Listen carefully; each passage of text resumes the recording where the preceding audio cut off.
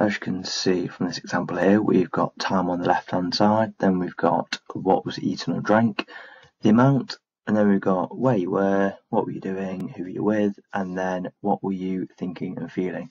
And then from that you can come up with a bit of an idea of any association. So is there a certain feeling that you have when you eat a certain food?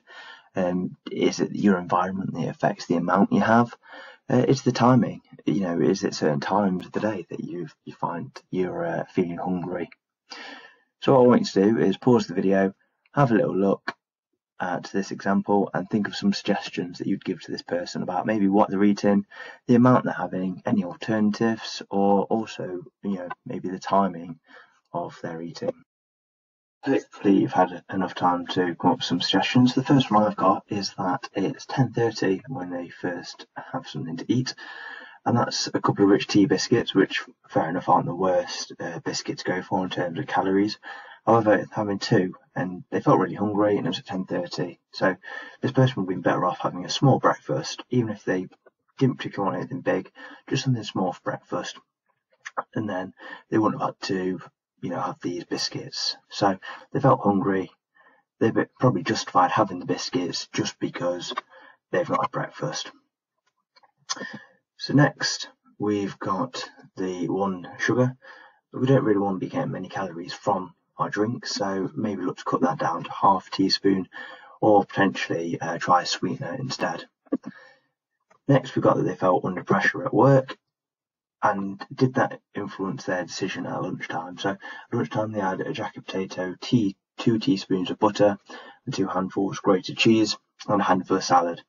So one thing I would suggest here, maybe switch the amounts of the cheese and the salad around, so you're having 2 handfuls of salad and a handful of cheese instead.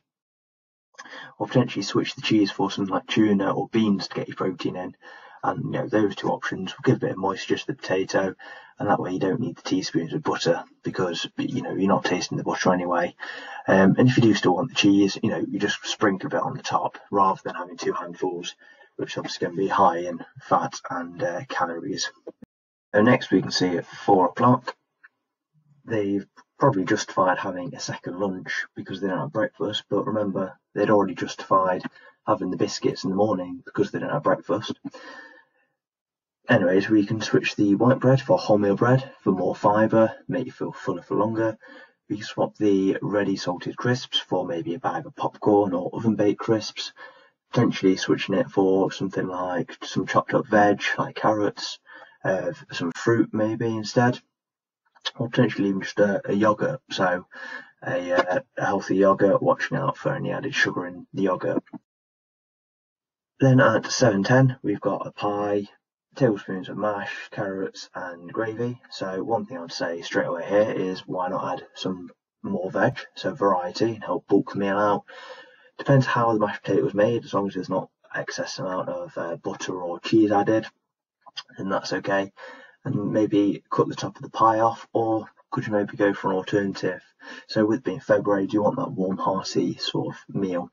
Maybe something like a casserole or a stew, and maybe with some potatoes instead of the pastry that the pie gives. And that way you reduce the fat. Then at 9:30, they felt hungry. I'd say that it was either the alcohol or they were bored. So you got 2 glasses of white wine. So could they cut this down to 1 glass, or not need it at all if they had been drinking on the weekend? Maybe make a white wine spritzer, so using diet lemonade or soda water, and that way you're halving the amount of white wine you're actually having. Maybe using smaller glasses. But anyways, if we can cut down the wine, obviously that's going to reduce the alcohol. And then maybe the person would be less tempted to have 4 cream crackers and the 4 individually wrapped cheeses.